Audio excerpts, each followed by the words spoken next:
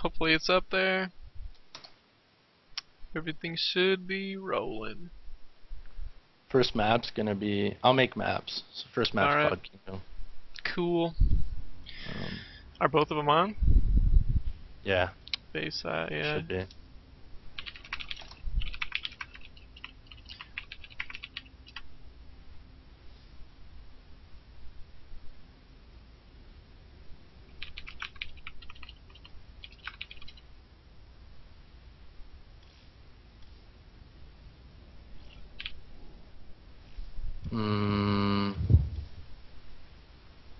Slim and Bayside's in a game.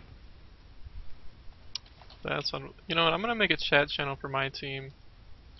Should probably make Really? one for yours. Alright. We can just make a chat channel for the players if you want. Well, dude, I gotta go over strats with my dudes so we can win this. Oh yeah, you need to go over strats. I don't want your team seeing this.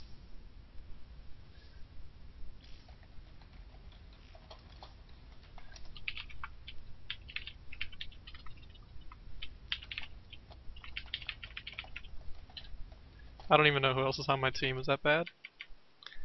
Just pull up the thing. Yeah. Lucky. Team Lucky Ferrite. on. Add people. Okay, Lucky is not on yet. Miracle. I need Slim.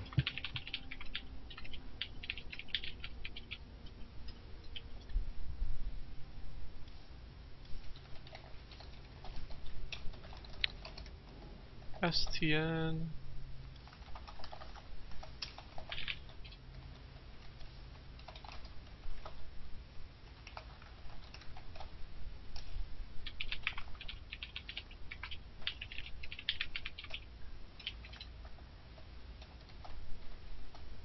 If you want to watch.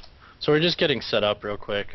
First game's going to be our silver matchup. It's going to be on WCS Cloud Kingdom, and we're going to have Slimbone and Bayside playing. They're both players that have been plat recently, and then they got demoted down to silver. So they're going to be playing a best of one, and then after that, we're going to have another platinum game, and then a few diamond games, and then a masters game to end it off. The idea tonight is basically to get the clan together. We wanted to do something where we could get all leagues involved here at Psionic Aftermath, and the best way we thought to do this was to have equal level games where we kind of give a mock clan war style similar to what you would have seen at the EG Masters Cup, and hopefully we have a really successful, fun game.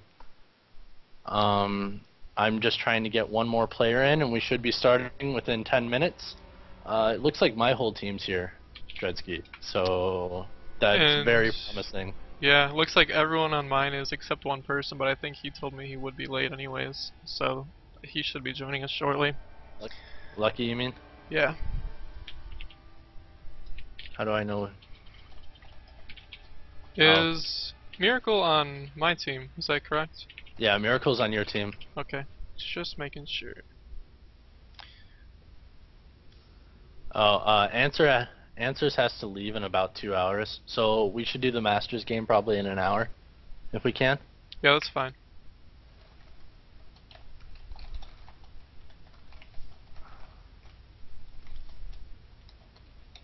So we're gonna have to finish or start kind of do that game somewhere in the middle, but we just need to accommodate everybody to make sure that everybody gets to play and we get to have some fun tonight.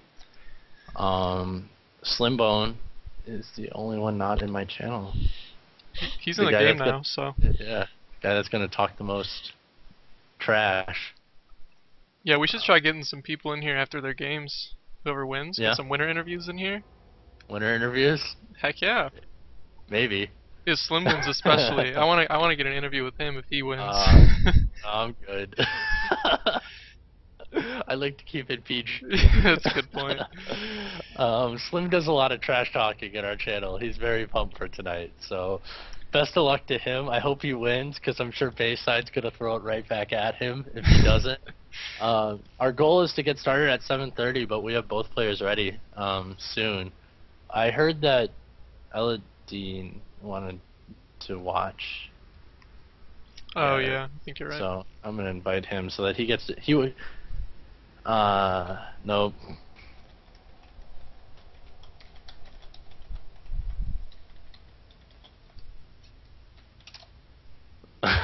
So Miracle's my buddy, but how we did this was so that there wasn't like a stack team or anybody could play favorites because that would be mean. We ended up doing the teams randomly. If you want to look, we have a Reddit post. I'm sure either that or Team Liquid is how you found us if you aren't a part of Psionic Aftermath. But on there we have teams, and the way we decided which team was which was that we did it basically randomly.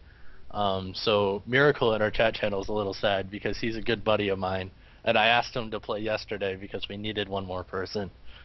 Now he's sad that he's stuck with me. Yeah, now he said he's stuck with you, and I don't blame him. Just credentials-wise, Ouch. yeah. Dreadski, Ouch. this is the Team Ferrite versus Team Dreadski clan war. I'm Ferrite, and with me is Dreadski. He's a Masters level Zerg player. I'm a Master level Protoss.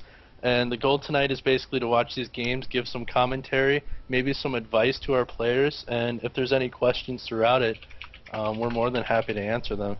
So, hopefully, this runs smoothly. It looks good so far. We've got everybody on.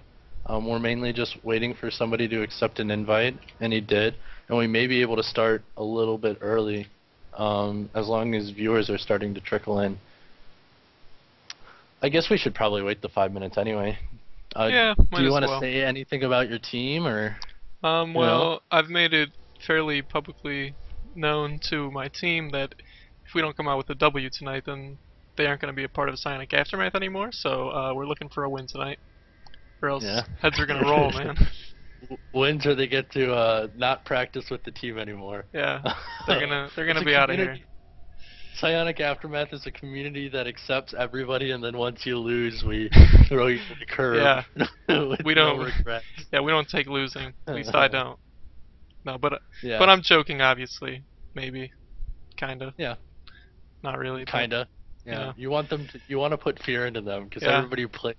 They better. With a little fear. Yeah, and let's be honest here. I'm not about to lose to you, so we need a win. So that makes sense. I'm hoping this I coached motivation. Bayside about a month ago, and I'm actually really excited to see what he does because I taught him the 3-gate sentry expand, and we worked on his macro and everything. And the kid has like APM through the roof. He just doesn't practice much. From what I've seen, I don't know if he's taken it more seriously recently, but like the kid. Or he's not really a kid, he's actually probably older than me. Bayside has just a ton of potential, and I'm really excited to see if Slim can do anything about it. Because even though their ranks are kind of skewed because Slim went down and then back up, I think they're actually going to be fairly even, and this first game should be a lot of fun. I personally love watching these games. These low-level games, because sometimes you see something that's so crazy that if it was just in like better hands it might work. So I always like trying to learn from not only the mistakes lower level players make, but also the cool ideas that they come with, because generally in higher levels there's a standard and everybody kind of does, you know, similar things, but when people don't watch streams they come up with their own stuff, and sometimes it's really cool and exciting to watch. So I'm super pumped for this first game. It looks like Slim's going to be back in a couple minutes, and then once he gets back we should be ready to go. Have you coached Slim at all or no? I coached him pretty much my first week into joining Psionic Aftermath, but at the time he didn't have a Skype or anything like that, so it was sort of like him playing a game and then I'm trying to type out everything that he, you know, that I had advice for. So who knows how well that stuck in considering it was all text based, but he's a pretty good player. I think he doesn't give himself enough credit. But I also know that he hasn't played 1v1s in a few weeks, so we'll see how things go for him. And he talks a lot about 2-base Nidus versus Protoss, so we'll have to see if Slim's dreaded build will appear in our tournament tonight. He was talking to me earlier actually, and he was really pumped for this game. He felt like he feels that Protoss constantly cheese no matter what. Um, and he's like, I can hold off almost any 2-base cheese except for Blink Stalkers with +2. So I'm really interested to see what happens with Slim if he gets 2-base cheesed, and if base side happens to pick just the perfect match for him to go against him. But Slim seemed pretty pumped. I know he was working on getting key bindings, and I think he's got them now, which is the main reason why he kind of dropped down. If you're interested in chatting at all, the way our website works is we have an IRC. Basically, all you have to do is type a name, whatever you want it to be, into it, and then hit join chat, and then you will be in the IRC chat channel for mygg.tv.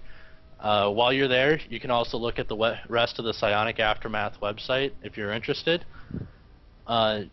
All you got to do to sign up is create an account with us, and then create a forum post for your introduction and join the channel inside the game if you're interested in playing with us at all. Obviously, it's a very loose system. We wanted to kind of get rid of the idea of having applications and allow everybody in. But you got to kind of work for yourself. So if you want to join us, feel free, and we'd be happy to have you. Yep, couldn't have said it better myself. A lot of people in the channel aren't really, I wouldn't say serious StarCraft players. A lot of them just like playing team games, messing around and stuff. But we also have a fair amount of people who do take StarCraft a little more seriously. Myself and Ferrite, like we said earlier, both Masters players, so we're always looking for some practice buddies and whatnot. So we've got pretty much everything to fit everyone. Yeah. We've actually recently been having a few additions to our teams, which is really exciting. We plan on having a competitive team eventually, but that's long down the road. Right now we plan on doing events almost weekly, and it looks like both of our players are ready. So if you're ready to go, Dreadski, yes I am. we can get started. We're at 7:30 right now. So I'm going to get started with this and talk more about our plan in the future. Basically what we plan on doing in the future is to do tournaments basically in weird ways. So this week we're doing it this way. Next week we may do just a plain old tournament, and then, you know, be it Pete modes or whatever we need to do, just to keep the community involved. And then of course every single day there's people in there talking about team games or doing something obscure. The goal is just basically being friendly and welcome. And as we get this first game started, Slimbone being on my team, Team Ferrite, and Bayside being on Team Dreadski, we are going to play all matches tonight, whether or not we have a sweep or whatever be the case. So you will get to see 5 matchups, regardless of the outcome. And in the top right-hand corner, the yellow Protoss playing for Team Dreadski, Bayside. And in the bottom left. Oh, sorry, go ahead. Oh, please. Alright, well, my Zerg brethren, who quite frankly calls me a traitor quite often for enjoying playing Terran so much, we have Slimbone for Team Ferrite. I see you're doing the red-blue, so I'll let you do the introductions from here on out. My apologies. That's fine. Yeah. I actually think that's really interesting with 1.5, how they decided to add that into it. Yeah, he's orange, but he's blue on the stream. Yeah, because they decided to change it. I actually really like that Blizzard did that, because, you know, like for example, Stefano will constantly decide to pick pink regardless, and will legitimately argue with casters and not choose until they actually force him to play red or blue. So that way, you know, Stefano can play whatever color he absolutely wants, and the game isn't affected by it at all. So it's looks like Bayside's going to be going for a standard Forge Fast Expand, which is a wonderful choice on this map. I think it's fairly easy to do. And from Slimbone, we see a 14 pool. Fairly standard plays from both of them. Yep, out of standard as they come. Now, pretty much the next deviation, we'll have to see how Bayside decides to open up as far as Forge, Nexus, Gateway timings. So it looks like he's going to go Forge first, which is pretty much the safest route, especially on this map, a very easy wall, so no shenanigans from Slim are going to be really doing much until a little Mhm. bit later on in the game. I think a really safe play for Protoss whenever it is if you see the spawning pool and you're not sure if you can do a Nexus first, to drop the Forge after you see it. Um, Basically, the cannon's going to be done anytime as long as the Forge is at a reasonable time. So Bayside seeing the spawning pool and then reacting with the Forge is a perfectly solid reaction. And we see Slimbone dropping the hatchery, just like most Zergs would, at a very good time. Really solid play from these two silver players so far, which is exciting to see. Yeah, and actually, Slim did a really nice job of avoiding this probe down here at his natural so he could get the expansion down without being pylon blocked, snuck around the probe in his main. So, crafty play there to get the expansion down as quick as possible. Not bad at all. Bayside actually elected to get his cannon and gateway before the Nexus, so it looks like he played a little bit safer than he needed to, but at the end of the day, it's not going to be the end of the match at all. If I was talking to him, I would maybe say, you know, hey, you can get that Nexus a little earlier. I do love the fact that he has the probe at the third base, though. Around 4:15 is when you can really see the earliest possible hatch, and it's nice of him to be able to check that. Hopefully it doesn't make his macro slip at all, and so far he looks solid. And you see, hatch drops around 4:30, perfectly reasonable time. Maybe it could have been a little bit sooner, but Yep. no complaints.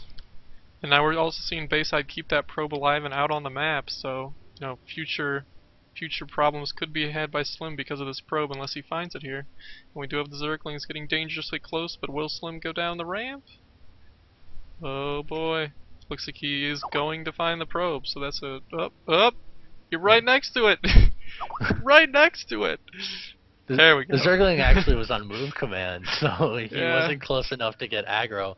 Bayside realizing he's been had is going to go make sure that the third was dropped, which is an excellent choice. And he really needs to get his warp gate started as soon as possible. He sees the third as a Protoss. You're happy with that. You'd wish you could bring the probe home, but you know, not much you can do about it. Getting that information is worth the 50 minerals, without a doubt. Absolutely. And Slim already getting a very good Overlord position here at Bayside's Natural to see these gas timings. Hopefully trying to figure out what Bayside's plan is, whether we're going to see an early third or some sort of two-base all-in play. So And right now, looking good. we see our first tech choice by Bayside to go Stargate here. And that third gas is generally indicative of that choice, but Slim unfortunately did not see it. I actually am really interested to see how Bayside uses his Stargate here, because a lot of people try and use the Stargate to do amazing damage, like kill the third or something of that sort, when in reality the Stargate just getting rid of all the vision for the Zerg means it was just as successful. Slim had a little bit of a supply block there, so he ended up making 5 Overlords.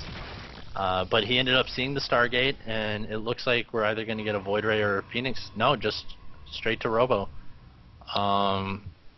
That's interesting there, and he's going to get the Void Ray, so it looks like he's already transitioning out of it. I like that. A little bit of a Yeah. Korean caster there. I do my best. But yeah, I'm liking this mind game so far by Bayside. I mean, just from this alone, it looks like we're just going to see a little bit of very light harassment, and then looks like maybe transition into a two-base robo all-in maybe, or maybe just go for an early third with some immortal help. But we'll have to see how that all goes and see how Slim reacts to it. It looks like he dropped 3 gates, so I'm going to be interested to see how many Phoenixes he makes, and then from that, I want to see if he goes straight to Colossus, assuming that Slim's going to go Hydraless, or if he's just going to go into Immortal Production, assuming that Slim goes Roaches. But those are really the 2 options for Slim, besides the fact that he's making the Spore Crawlers. And he didn't make them too soon. He made sure he got his drones. He's getting a Spore Crawler at each base. And this Void Ray is doing exactly... Oh, I guess he's getting them all at his third. My apologies there.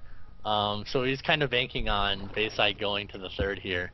but Bayside in no rush to get the Void Ray across the map because you can see there's no way he would have done any damage. So he's going to move that around the map and be active with it and hopefully take the vision from the Zerg. I really would have liked to see him check the watchtowers, but since he didn't, it's not the end of the world. And that is a very fast third from our Protoss. Absolutely. And now it's really going to come down to if this Zergling by Slim, who's right about at the Protoss's 4th base, can just walk up that ramp and see the 3rd. If this goes unchecked, Slim's going to have a rough game ahead of him if he doesn't know the Protoss is on 3 base, but the Zergling goes right up there and sees it. So now the options fall in Slim's hands, whether he wants to go for 4 or 5 base play, go macro, go Broodlords, or if he wants to go sort of for a Roach Max and just try to end the game quick here. It looks like he ended up building a couple extra queens, but we're getting a mortal play at this point. I actually would be interested to see if Slim decided to do a Roach Hydra like attack right now. It would probably be pretty strong. Yeah. But again, without the Hydralisk Den already dropped, maybe it would become too late. It looks like he's dropping his Twilight Council just at the right time. And he's going to be able to get +2 attack right when +1 armor finishes. So really good job by Bayside. His probe count right now is at 53 to Slimbone's 62, and he's got the Void Ray just kind of camping over the 4th to make sure it doesn't drop. I'd like to see him pick off that Zergling at the Watchtower, and preferably that Zergling at that base. But other than that, the Void Ray's done its job. And it looks like we are going to see that Hydralisk Den and 35 roaches in production, which is a lot. Yeah, it looks like Slim is not really going all in, but he's going to definitely try to put on some huge pressure, and if this doesn't pay off, then this game might be ending quicker than we might hope.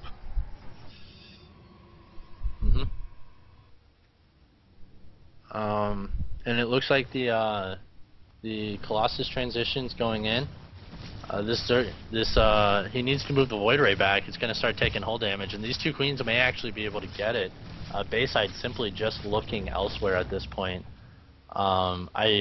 That's extremely unfortunate because that Void Ray would have been very helpful for this Roach aggression, and he's simply not going to have anything. I would like to see him get preferably a couple more gateways to hold off this Roach aggression, and then maybe even a couple more sentries as well. He has the money to do it, but he's not warping in as fast as he possibly could. He's already transitioning into a mothership, and that's simply the wrong choice right now. Without a 4th, there's no way that he would be going for Broodlords at this moment. And he now sees the roaches, and there's a lot of them. And this wall may actually hurt Bayside more than it helps him at this point. Yeah. We see Slim going for really good force fields actually to keep his army somewhat stable back there and picking off a couple roaches himself. But the roaches are just going to make a giant opening for themselves after killing that cannon, and they're going to push into this 3rd. I'd like to see him maybe try and snipe the 3rd or get the Immortals, just not get all jumbled up, and he ends up moving there. Decent micro by Slim to really get some important units. I'd like to see him get the Sentries, maybe the Immortals, but it looks like Bayside's going to hold, but at a tremendous cost. He's ended up losing a lot of probes, and even if he does hold here, it's just barely. These Immortals really getting all their worth. One with 6, and the other one 6 kills, and the other one with 12 kills. Just a nice job holding it off, but it may have cost him too much. He's at 42 workers right now, and in that kill, or in that 24 workers were killed. So I don't think Bayside is really in a great position. I definitely feel he's behind right now, and Roach aggression's just going to do even more. We see Slim taking a 4th and a 5th from here, and it's just not looking that great. I don't think Bayside can respond to this at all. Yeah, losing all those sentries was pretty much the nail in the coffin if this Roach aggression does kill him. The Colossus transition really going to help out against these roaches, but not being able to keep roaches away from the Colossus is just going to be a really bad situation for Bayside.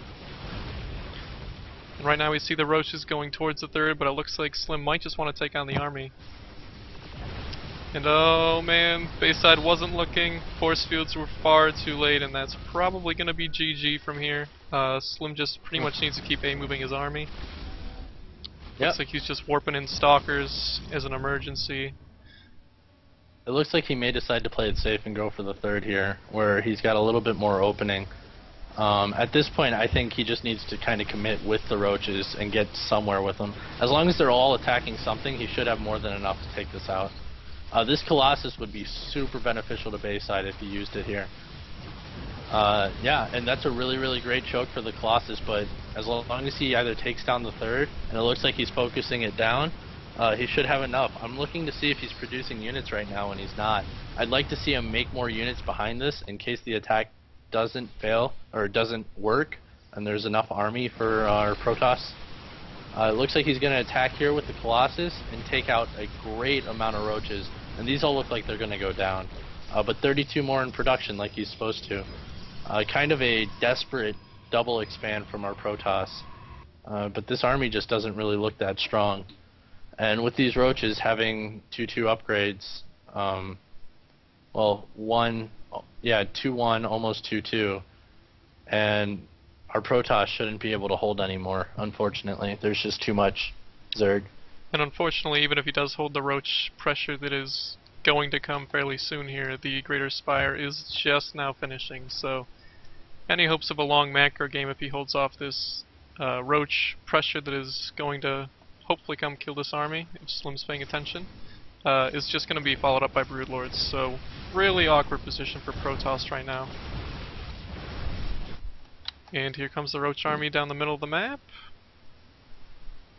Up. Looks like he's going to try and flank it.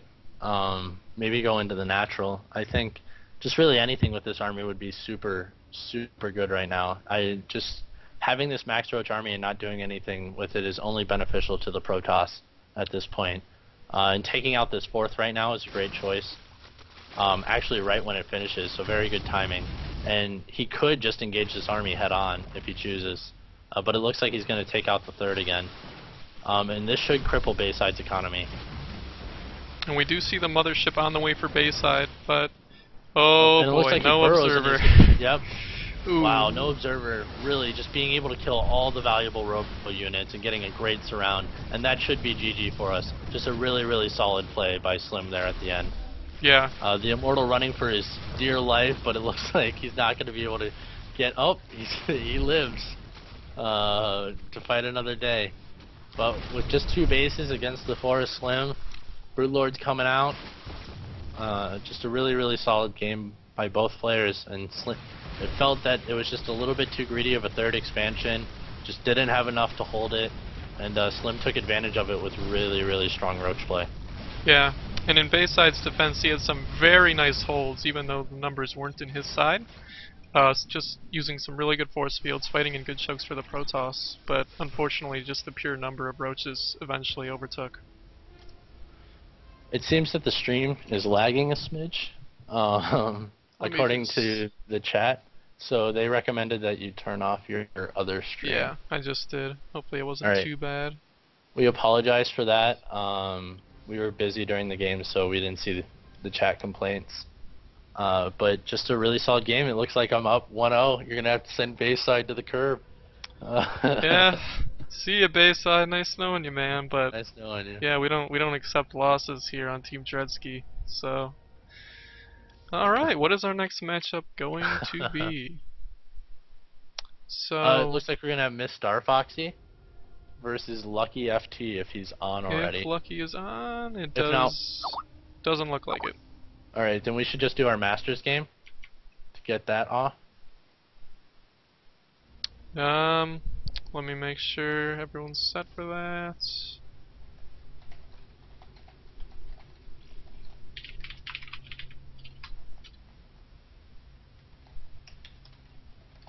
Looks like Ice is actually away right now, but he may just be watching the stream or something. Is he away? Yeah.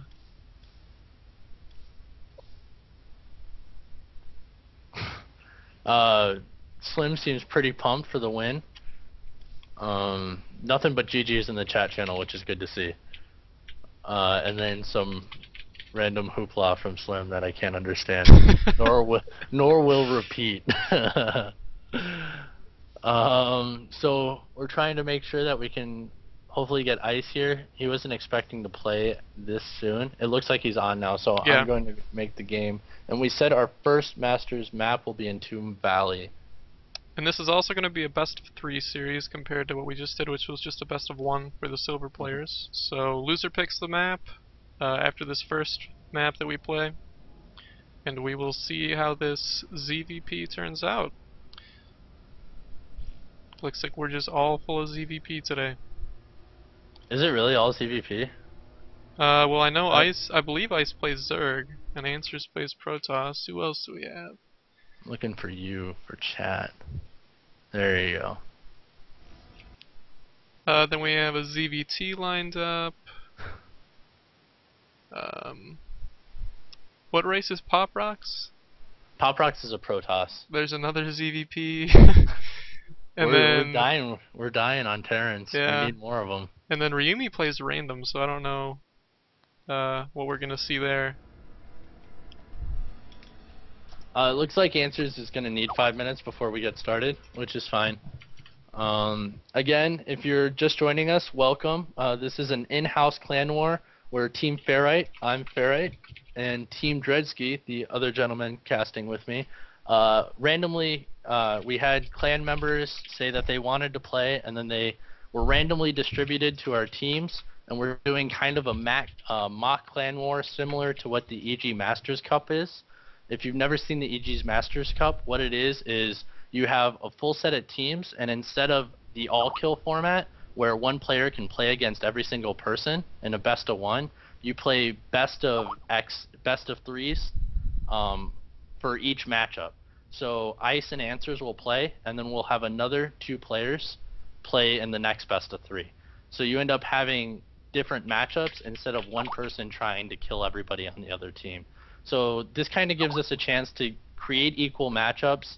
The last game you saw were 2 Silver Leaguers playing. This game you're going to see 2 Masters playing. And then the rest of our games are going to be either Platinum or Diamond tonight. So far, Team Ferrite is up 1-0 thanks to Slimbone's Roach play. And Bayside ended up losing it for Team Dreadski, which is totally fine because no matter what, we are going to play every single game tonight, just so that we get as many people to play as possible. If you're interested in Psionic Aftermath and you want to play in a future clan war or something of the sort, please visit our website at psionicaftermath.com. All you have to do is sign up for the website, and then from there, put an introduction telling us a little bit about yourself, and join our chat channel, Psionic Aftermath, with no space. From there, you can do as much as you want with our team. You can join future clan wars or tournaments that we may be hosting, as well as find practice partners for various leagues. There is no league requirement with this, and everybody's welcome. I'm actually really excited to see this game. I think Answers is Protoss, I'm pretty sure. Yeah. He said he had to be back. I like PVZ on this map. We may see a really fast third from Answers. He said he's a little rusty. He hasn't really played much in a week, but I think that's kind of nerves and basically just nerves. He should be fine. Ice is a very good player as well. They're both kind of in that mid-masters range, and we should be in for a good one. I think they're very equal skill level. Yep, and then after this, as I said before, we're going to be picking the loser picks the next map, so very interested to see which way these guys are going to take it, if they're more macro players, or if we're going to see a little bit of cheese in here, especially on Entombed Valley, being the map it is. Zerg sort of finds it fun to cheese on this map just because of how easy it is for Protoss to take a third. So very interested to see how this one will play out. Yeah, I mean, I think because of this doesn't have the horizontal positions. We are playing WCS in Tomb Valley, but I know for a little bit Zergs were 10 pooling as standard on this map because those horizontal positions were so unbelievably ridiculous for Zerg. So I think it's going to be super interesting to see what happens. A lot of cheese is popular because Protoss take that third so quickly. So we should be able to see whether or not Answers can pick up on it and whether or not he takes that risk regardless of what he scouts. So we're going to be going into this game shortly. We're just still kind of waiting on Answers. I apologize for the wait, but sometimes people have stuff to do, and he shouldn't be too long. I'm actually really happy how that first game went. I was really, really impressed with those two play. Yeah, I think they definitely played better than Silver League, if I do say so myself. Their macro was, it was fairly good, and I think their decision making was actually pretty impressive, and just Yeah, overall knowledge. without a doubt. I mean, Slim's ability to just say, okay, I see he's going a really fast third. That seems kind of impossible. Let's just build a ton of roaches. Is perfect. A perfect response. Yeah, we're fixing. We're trying to fix the lag. If you guys see any lag, feel free to tell us. We'll try and fix it as it goes. Normally, I know your stream isn't very laggy at all. Yeah, So it was I probably think just because I was trying to double stream, yeah, so we'll not do that in the future. that's good to know though. Yeah, I think it does end up taking like double the bandwidth. yeah. So you may have been taxing your system a little bit too much. I'm sorry that that game may have been a slideshow. We hopefully promise that the rest of them are not. If you're just stumbling upon us, welcome. Feel free to join us. Overall, if you say Ice loses this game, what map do you think he would pick? Um, Personally, I think Daybreak is probably one of the best Zerg maps against Protoss. It allows for some really good multitasking that the Zerg can do for double pronged aggression between the third and the natural. If you go for sort of roach play, or even if you go long game, even though it's fairly easy for Protoss to split the map and take their 5 bases, Zerg has just a really good area to make a big spine crawler wall and do a slow spine crawler infestor broodlord push. Hmm. And it's just a fairly open map, even though warp prisms can come in, mess some things up for the Zerg player in the long run. I think the advantage definitely lies for Zerg in the early and mid game. I love that choice actually as Daybreak, because if we do see a fast third out of Answers on Daybreak, that is a very, very popular choice as well. So you're kind of forcing the Protoss to do either something that he just did on a map that's more favored for Zerg, or doing something that is uncomfortable for him because maybe, the fast third nexus is his standard. So I think Daybreak really allows you to abuse that fast third if it's not done perfectly. So if Ice loses this game, I think that's a really, really solid choice. Now, if Answers loses and I'm him, I think I pick Cloud Kingdom. Simply because I think the third is very possible to take on Cloud Kingdom, and also it's very, very, very, very strong for 2-base cheese as well. So Absolutely. I think if we see a Protoss loss, if we see a Protoss loss, I would expect to see Cloud Kingdom after this. But it looks like both players were ready, and we're getting into the game. You can do introductions because you're a lot better than me at them. Alrighty.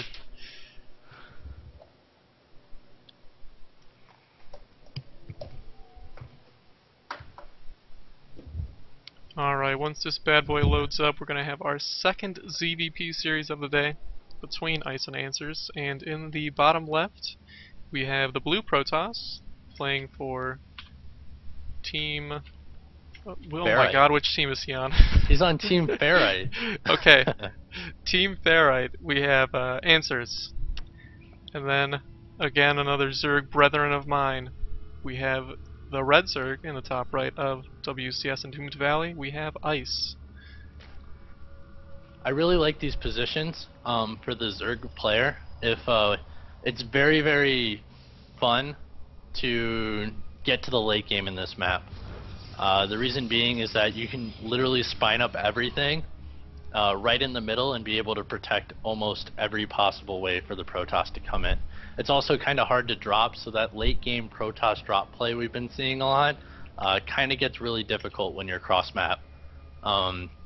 So position wise, I think Ice, if you had to pick one of the two, I would say that this would be the stronger of them. Also, if he was doing any really weird cheese, he could go across, and chances are the Protoss would have been scouting to the left. So he obviously isn't cheesing, but I like these positions. I think we're gonna have a good even matchup here, and it looks like he's actually gonna go hatch first. Maybe. Oh, Nope, he's just a actually, drone yeah, scout. drone scouting, which is fairly not I don't know, is unstandard a word? Well, if it Close was a enough. word, it would be unstandard. Because, you know, especially with the way he's sending his Overlord and Drone are going to the Yeah. exact same positions, so it's like sort of redundancy, but at the same time, he's going to get a quicker scout of exactly how the Protoss is opening. He may have thought that it was cross only, and that may give him a very, very fortunate scout. He's going to see Nexus first here, which is really huge, and because he was able to do that drone scout, he was getting there right when the probe came down, and he didn't have a second probe with it, and he's going to Oh, lose that one, wow. which is really unfortunate. And a Wow. proxy And a hatch. manner Oh, the proxy hatch. evolution chamber Wow. block. I'm loving it. I'm loving it. I'm loving it. This is absolutely terrific. And where So is this probe going? it looks like he's going directly to the third. This is Wow. really interesting. I've never seen this response before. New metagame from Protoss. Answers is kind of bummed out at me. He told me that he wasn't going to do great. Oh, Well, I don't think we can hopefully really this chalk is this one up to fun. him not doing great. I think this is Ice taking a very interesting decision Mhm. and running with it. I'm actually really, and it looks like yeah, the Zerglings are coming across, Oh yeah, and this is he doesn't have a wall at all, no response to it. This is gonna get bad really, really quickly. yeah. I think this was actually a fairly poor decision from Answers, unfortunately.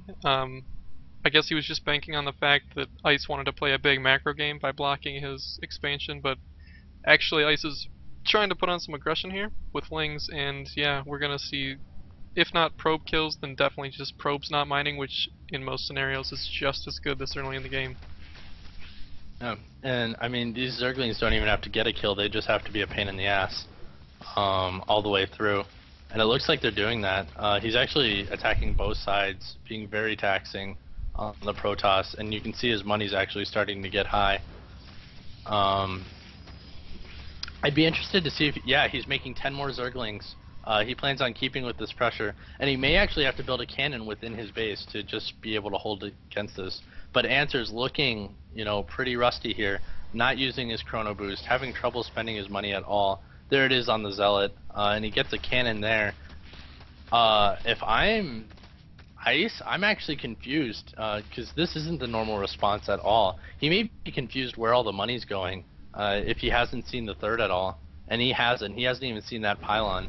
So he might be confused on what's going on in general. Answers doesn't build a cannon in his base, so he's got 7 Zerglings he really can't handle right now. And just kind of falling apart. That hatchery, I think if you don't scout him first, you really need to... Yeah, GG, just nothing he could really do at that point. Just really unfortunate. If you don't scout him first, you kind of have to go Forge first. If he did that, I think he would have been fine. Even if he built it, like that's still that cost Ice over 100 minerals to do, which means that his hatchery is going to be delayed just as much as yours is going to be. And I think his reaction was just a little weird. Yeah, for sure. And you know, it was actually sort of funny to look because Ice was actually thinking like DTs were hidden somewhere because he was getting spores in his main, spines in his main, didn't really know what was going on, but in reality it was just Answers taking an unorthodox third before Forge build, I guess you could call it.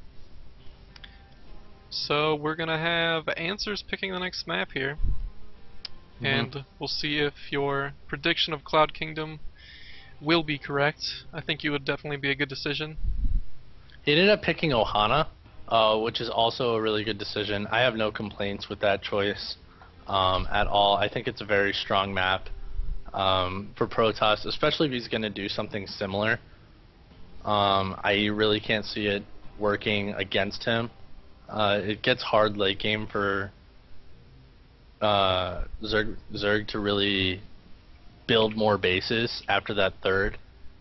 They can generally get the fourth, but after that it gets pretty tough.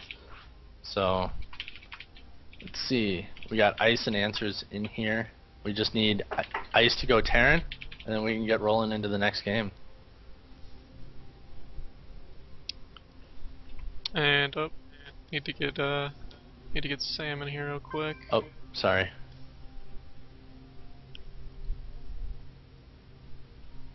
So Answers was pretty frustrated in our chat channel after that game.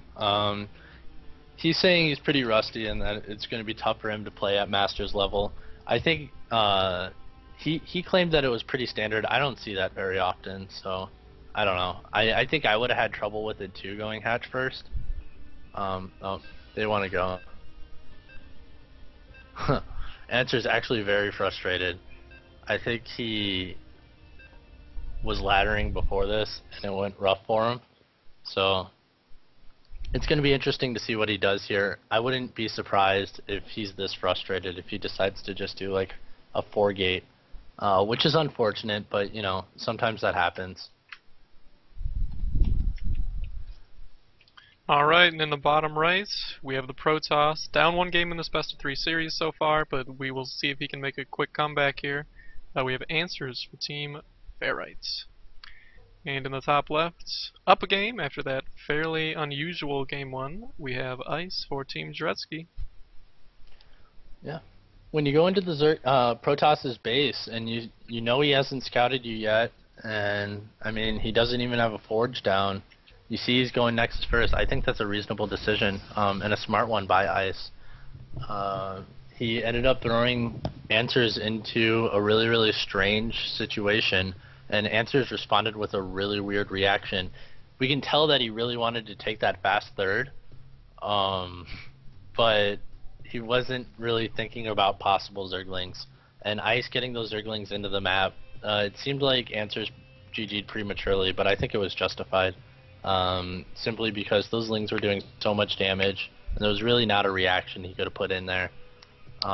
Just frustration all around. We see he 9-scouted, and obviously he got there right away because it's a 2-player map, and he knows exactly what's going on this time. And it looks like he's not even going to joke around this time. He adjusted, saw no spawning pool, and still went forge first. Yeah, bit of an interesting reaction yet again. Not a bad reaction at that, but I think he could have been a little more greedy, especially on Ohana, where a third base is definitely a viable decision, going fast third.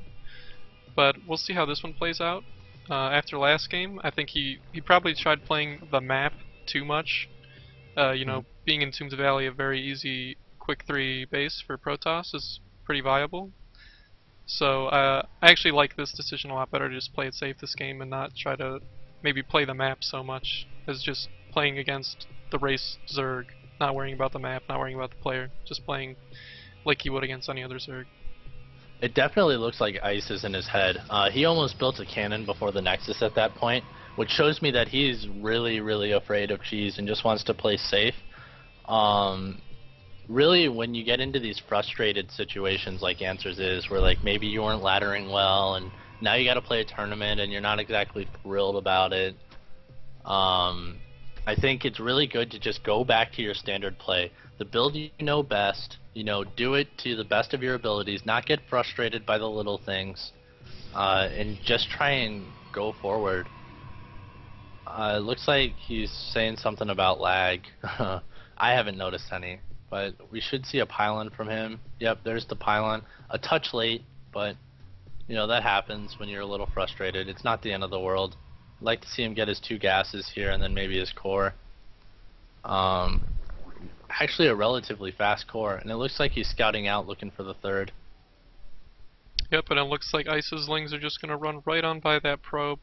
Probe's taking a nice route around to the Zerg's 3rd. Little bit of an interesting build here. We're going to see a 2-base all-in, it looks like. We have double gas from Zerg, no 3rd yet. Already made a preemptive overlord, so he's already can be up to a max of 34 supply. But Answers is going to scout this out. No, there's no 3rd there, so we'll see what his reaction will be. So the safe opening actually might be a very nice decision after all. Answers actually making a huge mistake getting those 2 gases late. when you see a 2-base all in, you want to do some form of gateway play, and you want to get your warp gate done as fast as possible so that you can get those sentries out so that you can warp in more units and be able to prepare for it. It actually looks like it's just a little bit later of a third here. Maybe he's going to be using it for production. It looks like his gas were earlier, and he ended up getting 2 queens, which is the reason why that third is so late. But the fact that Answer's gases were a touch late means his warp gate's a little late, and if this wasn't all in, he might have been in a lot of trouble there. So really fortunate for Answers that Ice didn't do anything like that. I'm actually very, very curious about Ice's build this game because he has 300 gas saved up. We have no layer, no ling speed, no baneling nest, so really curious where this gas is going to be going towards. So we can sort of try to justify this late third. But looking at the build right now, I mean, we're up to 400 gas banked up, and there's still no form of tech on the field whatsoever. Maybe it was his original plan to do an all-in, and then he saw that the core was so early, and that might have thrown him off. But yeah, we're just seeing a layer, and he could have easily had that much sooner. It looks like he's doing a very standard 2 Evo Roach play, but with the gas being a touch late, or a bit too much gas a little early, it maybe leans to, you know, mass Roach, but at the same time, like, the gas timings were just a little strange. They're not really indicative of this style of play. I would expect maybe to see mutas later, or some form of gas unit, and the Roach Warren is just there to be safe. But we're gonna have to wait a little bit more to see Ice's real tech choice. Yeah, and right now we also, just seeing him now take the third and fourth gases at his natural expansions, so this build so far just maybe something I haven't seen before, but so far it's not making that much sense to me. Also now he's getting melee upgrades, but doesn't have ling speed. So this, I'm just really curious where this is going at this point. He may be playing straight for the late game, but our Protoss doesn't have any plan to do that. He's dropped multiple gateways and a robo. He's up to 7 gateways, or 5 gateways, a robo, and a Twilight Council. So it looks like he's going to get his fast +2. He's going to get his attack upgrades very quickly. It looks like he's planning on taking a third, and then he's going to get Blink right after it, and he should be pretty well prepared for mutas. It looks like that is the plan here, mutas into a transition into late game, or maybe Ice is just going greedy and going straight for mid game, or late game, I mean. Either way, one of the two, it looks like we're going to see a longer game, simply because the Protoss is expanding, and I don't think the mutas are going to be able to do enough, if there are mutas, to really end this game here. So we should see a super late game PvZ. Yep, and actually really nice job of creeping Protoss's third here by Ice. Something you don't really see that much in CVP, creeping the third, just because layer tech typically isn't just used for creep spread, honestly, with Overlords. One of the more underutilized Zerg aspects, I guess. That was the Money Observer there, ended up seeing the Spire, so there shouldn't be any surprise by that. He hasn't scouted the third for gas or the natural for gas, but overall, I mean, he's seen a few roaches, and he knows that the bases are up, and he saw the Spire. So as Answers, I feel good that I saw the Spire. He's almost has Blink done. It's going to be done before the mutas are even out. Just a really solid timing, and he should be pretty safe here from them. He's safe, but once he sees the mutas, it's going to be interesting to see if he decides to transition into Storm. A very bold play with this very small army. Zerglings could actually do a lot of damage here if they end up coming in. And he's actually seeing the mutas, which is huge. He could pick that one off if he's quick, but he's deciding not to. Oh, the mutas are going straight for the main, and he's got 5 stalkers there ready to go, which should be more than enough for this small muta flock. He's got cannons going up, and this should be thwarted. Ends up getting 1 muta, gets the second, and hopefully he's going to be able to pick off a third one. Zergling attack into the third base here. The mutas are retreating, but this may be the real story. There's no real army here at the third to do anything about this. He should be able to save it here. If he may have to use a force field or two, or he's just going to get the cancel. Yep, ends up getting the cancel. Really nice play by Ice doing a multi-prong attack. I think Answers may have been able to hold it, but it's better to cancel just to be safe. Yeah, and it looks like Ice actually has no intention of playing this game army versus army with his Protoss. This looks like an absolute base trade army unless he can get to Broodlords right now.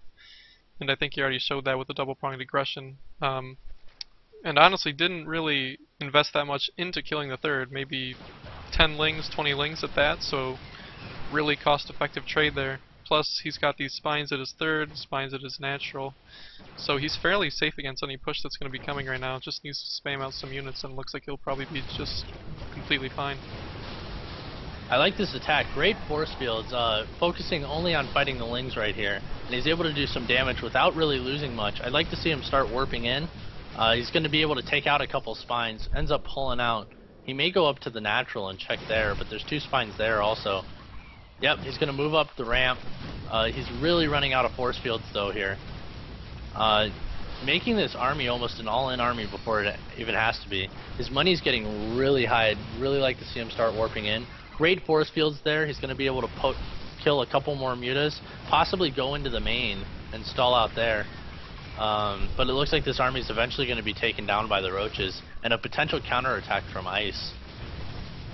Yeah, a counterattack at this point going to be very, very strong, especially if he decides to throw in some mutas with this, to do a double-pronged attack at the third and the main as he did before. That could be extremely strong in this scenario.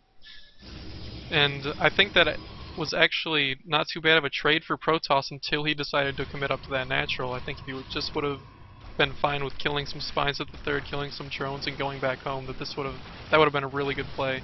But now he's in quite a bit of trouble here with the Zerg approaching his base.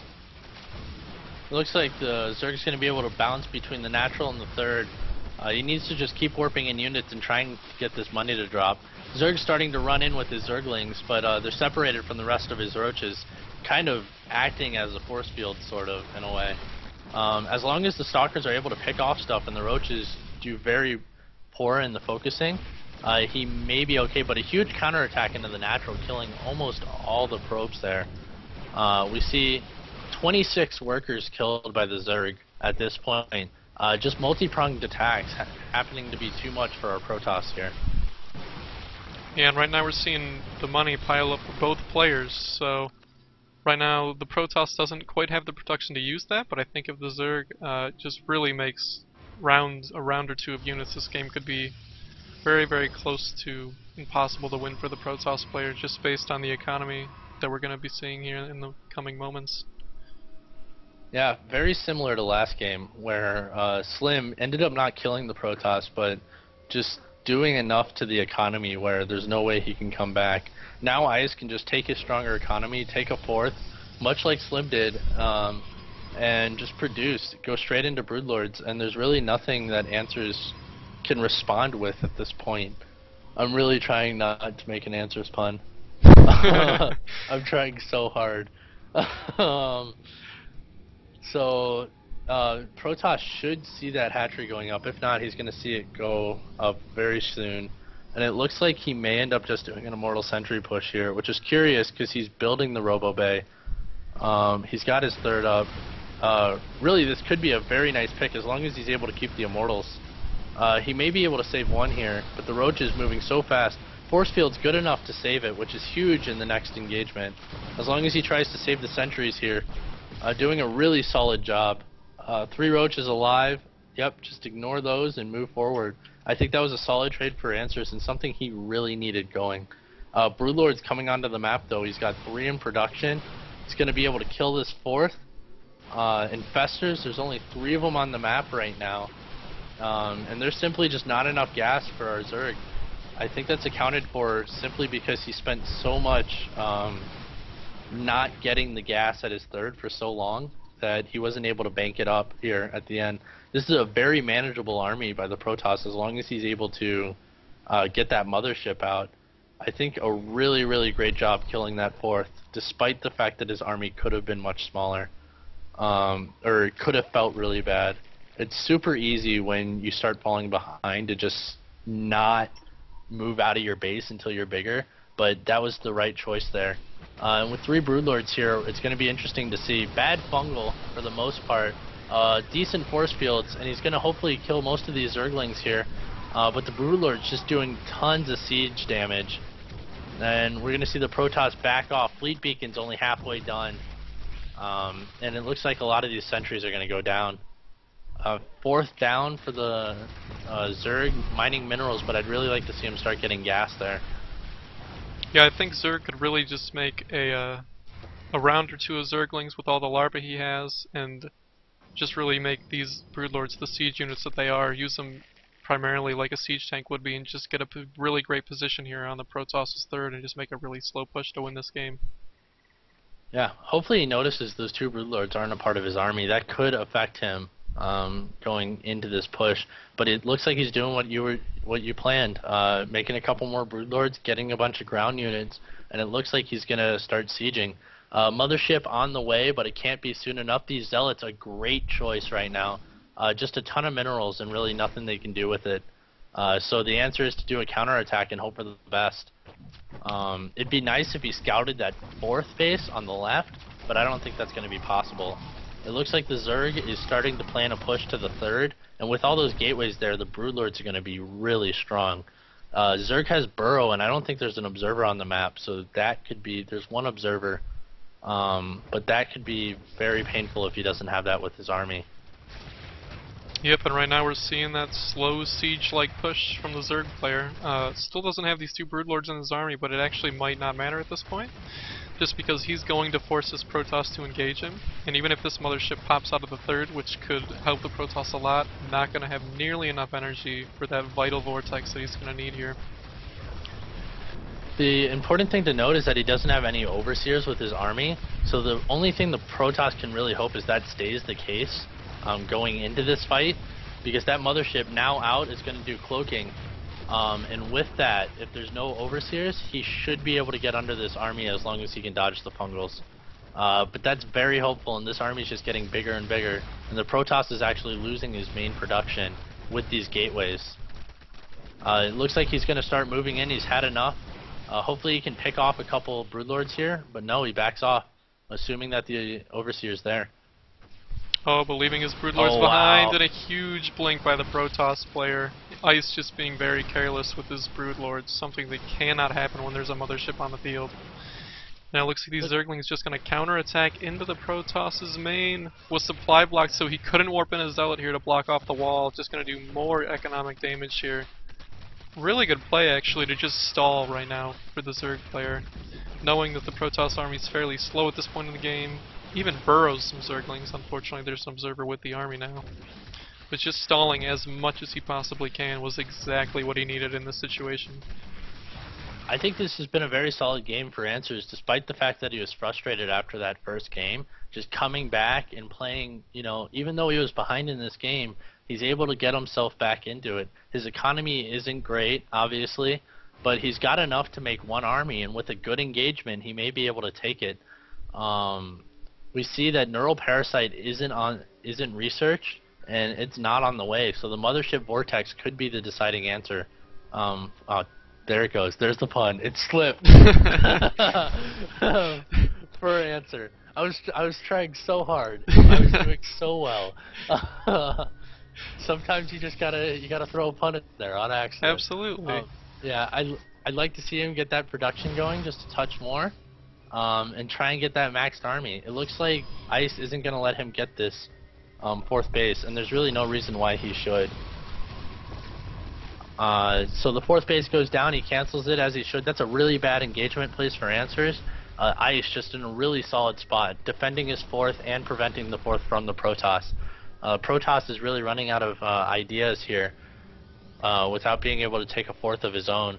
He may just have to wait for his +3, get enough army, and kind of go for the all-in. And it looks like, yeah, he's going to choose to go for the base race, knowing that the army's there.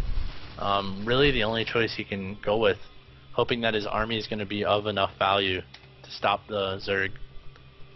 And right now, Nope. if Ice just could have had the slightest amount of vision, could have picked off that Mothership lagging behind the army a little with the amount of Corruptors he has right now. A full, what is that, 16 Corruptors with this army?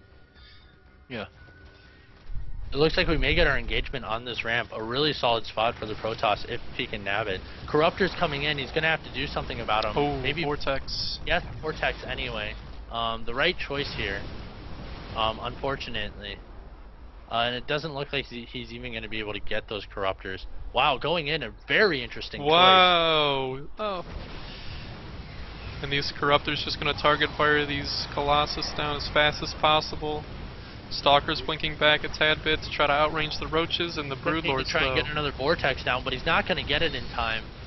And now with only Immortals and Stalkers there, really no answer for the Broodlords. He tries to blink around, but he's only able to get 9 of them. That's just simply not enough to kill all these. And without the extra production, it looks like this Broodlord army is going to be able to take it for Ice, and we're going to get a 2-0. Yeah, and Ice even throwing a little bit of mana in there, more from the Broodlords right over the Stalker army. Wow, but the Stalker army is actually going to probably clean up these Roaches, so maybe not the safest thing in the world to make the Broodlords right there, but it looks like he will be fine with some reinforcements coming. Yep, it's not going to be the Broodlord army that kills him, it's going to be the second Broodlord army. It seems to be the case. Just really almost a great comeback by Answers.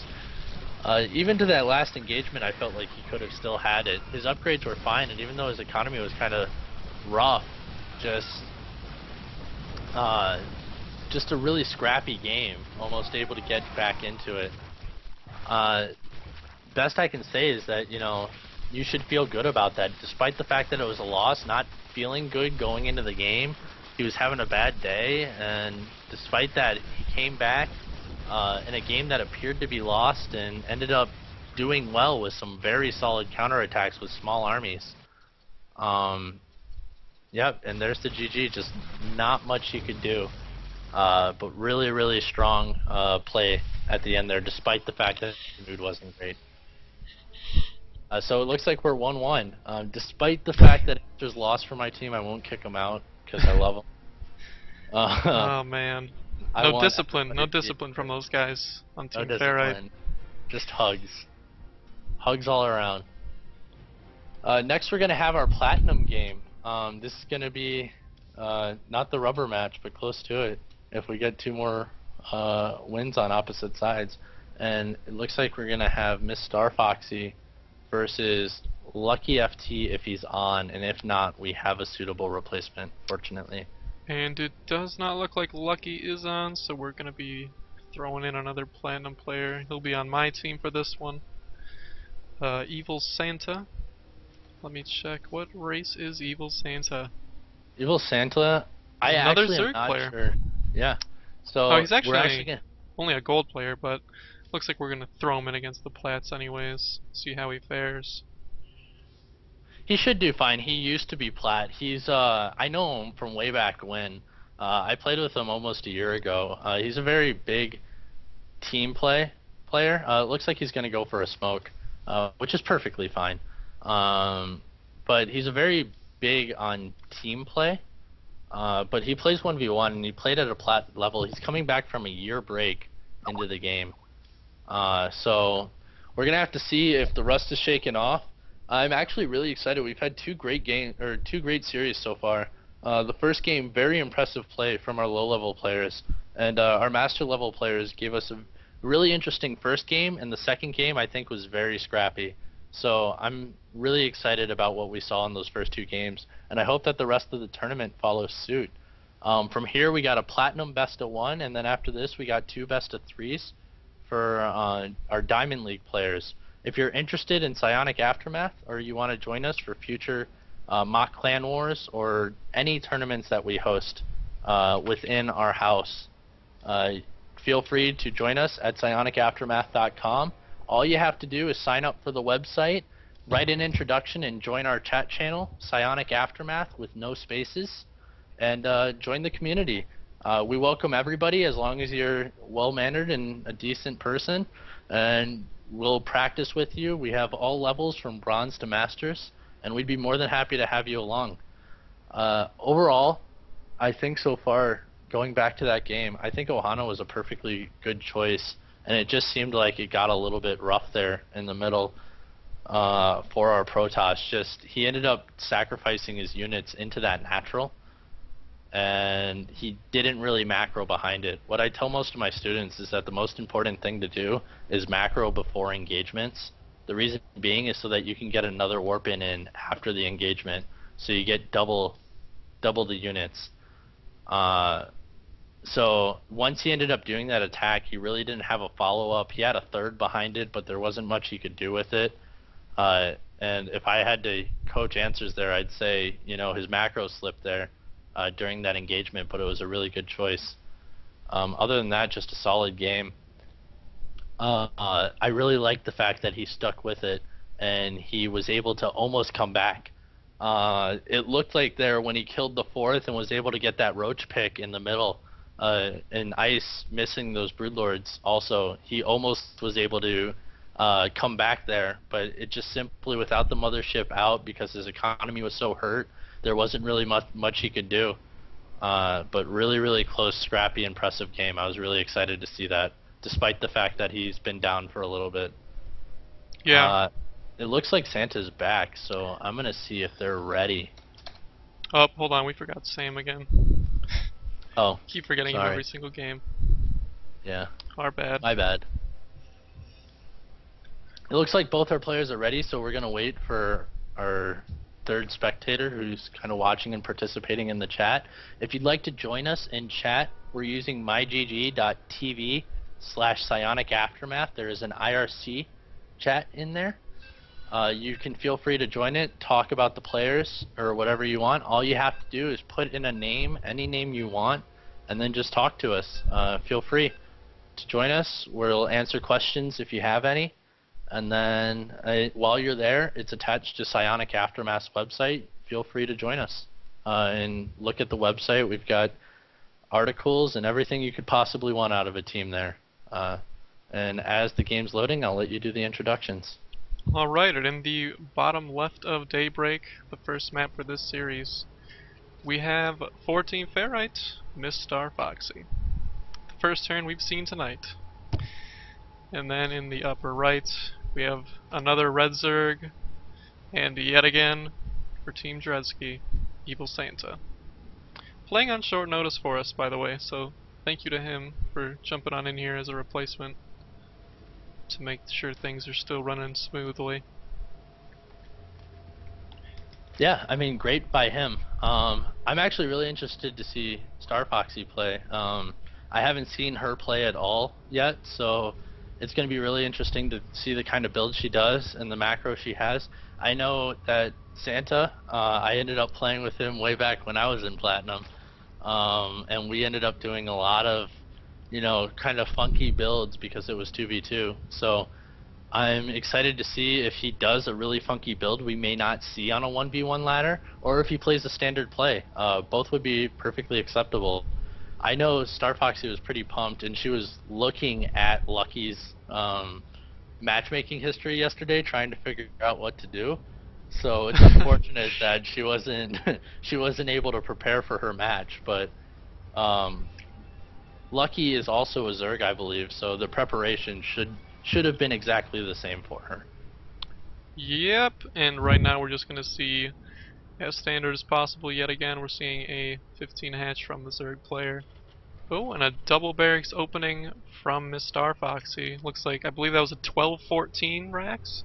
So this is not an all-in 2 racks, this is an economic 2 racks that is designed to basically make the Zerg make some lings compared to making drones. So this is actually gaining quite a bit of popularity right now, and I really like it from the Terran players, sort of changing things up since they've been having a little bit of a rough time for Zerg lately. Not only that, she ended up trapping the Zergling or drone in the base. I'm really interested to see this build work on this map, or see how it works on this map, I should say, since it is so incredibly long. I want to see not only how it works, but when she decides to go, how many Marines, if at that, or if she just decides to expand here. She moved the SCV down, like she intended to just use this as an expansion play. But nope, the SCV's going out there to go scout.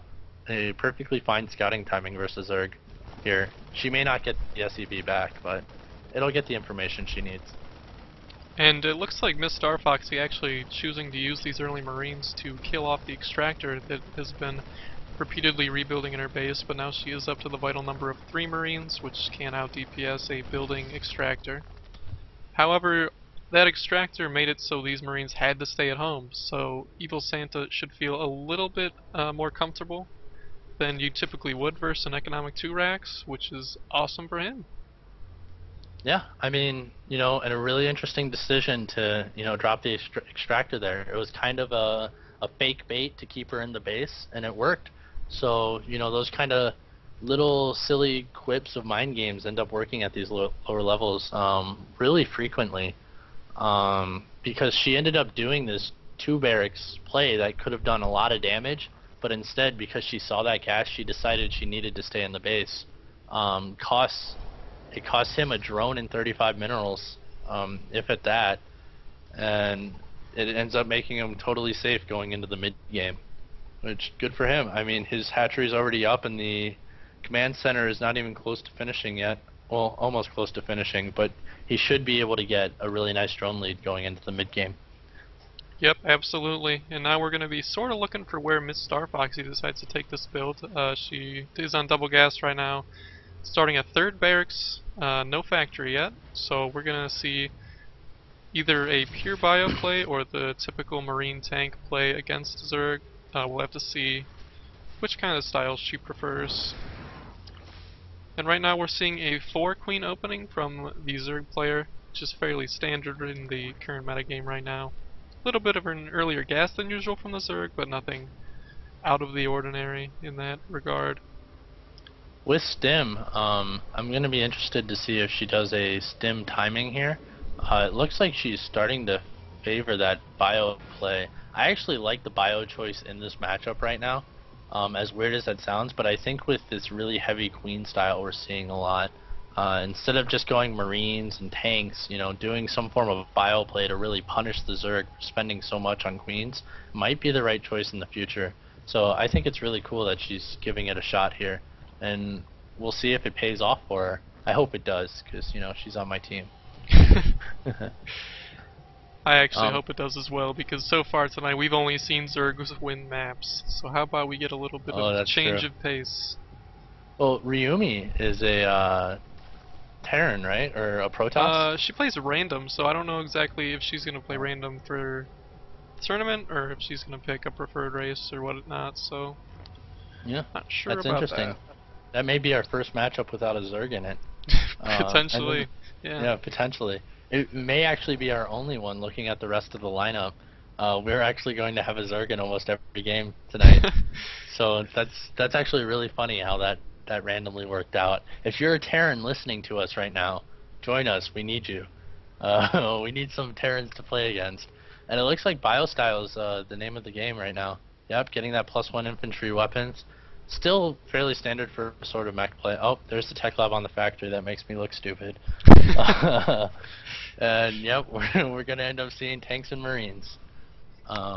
Just a really solid play. A 3rd from Evil Santa here, and maybe it looks like Star Foxy's macro's actually been pretty strong so far. Her supply's actually surprisingly ahead here. As long as she's able to keep up her macro, she may be able to go into the mid game with a good advantage. And as I say that, she's supply blocked. You're just calling them all correctly.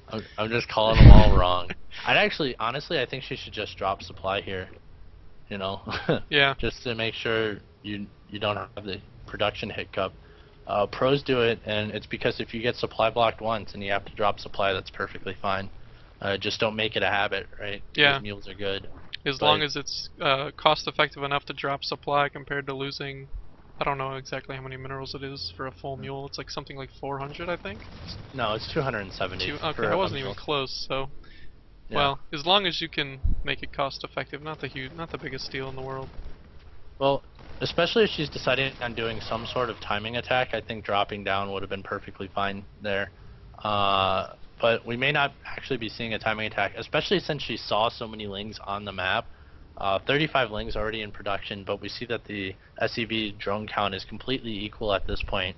With mules, that gives the Terran a better economy for the most part. So that's very exciting, and it looks like we're transitioning straight into mutas. Kind of shows that Evil Santa's been away for a little while, simply because that used to be the meta, no matter what. And I know it's kind of fallen out of style at this point, but for him to go directly to mutas is very interesting. Yeah, especially with the such high marine count that we have on the field right now. Uh, Not favoring the tanks right now for the Terran player. It's just 2 tanks out on the field with 1 medevac to support all these marines that we've been building up from the start of the game. So we'll have to see some fairly good Baneling hits, hopefully, to negate all these marines. And if not, then Zerg's going to be in a little bit of trouble. With this Zergling attack coming out, I really wish she'd be sieged in. She'd already be doing damage. Instead, she's not doing as much, but these Zerglings are just dying. Wow, almost completely for free. Units lost tab, yeah, basically. She's got 4 units lost the whole game, and I think it was literally those 2 Marines and a couple SCVs that went down. So, those Zerglings just completely thrown away, and at that point, I completely agree with Star Foxy. You know, Yeah. he throws away that much for free, you might as well just move out and see what you can do. And just army value wise, hers is much higher. As long as she can hold off these mutas, she can get a little bit aggressive here, and there's really no fault in that at all. Evil Santa kind of feeling the pressure, ends up building a ton more Zerglings when he really needs drones at this point. Just Foxy with the game in her hand at this point, as long as she tries to take advantage of it. Yeah, and these round of mutas that he actually pumped out are going to be fairly useless. They might pick off these medevacs, maybe not, just fly right through them, but mutas are not going to help in this upcoming fight, which is exactly what Evil Santa needs, is something to hold off this marine tank pressure, because, quite frankly, this army could easily end the game. The marine tank pressure going straight into the third, looks like it's going to get it for free, and the mutas are going into the main of Foxy, but attacking an auto turret, but she's not repairing it, so it is going to go down. SCV is being pulled while the attack is happening at the third. Decent enough micro at the third to get the job done. She really needs to focus on what's happening in her main. Tons of SCVs going down here. Really just a surprising amount. Just microed for sure. And it looks like he's going to get a great surround here, and Banelings are just going to destroy the whole army. Yep, wow. Those were definitely the Banelings that he needed to connect. But even after all is said and done, I think Star Foxy still has a huge control over this game. Worker count still in favor of Miss Star Foxy, 58 to 47, which is absolutely never, ever the Zerg position that they want to be in. Always want to be ahead as far as workers go with Terran, and we're going to be seeing that.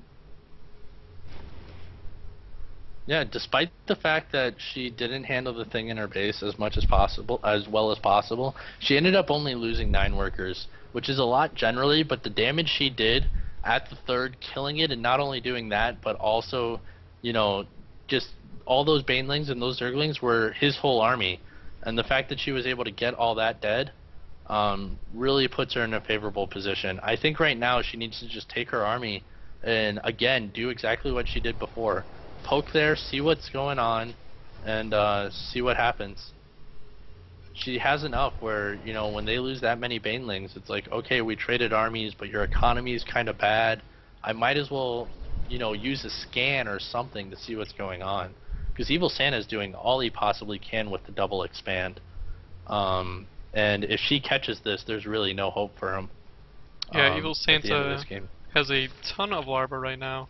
21 larvae sitting there idle, not having anything made with them, plus a ton of money spent.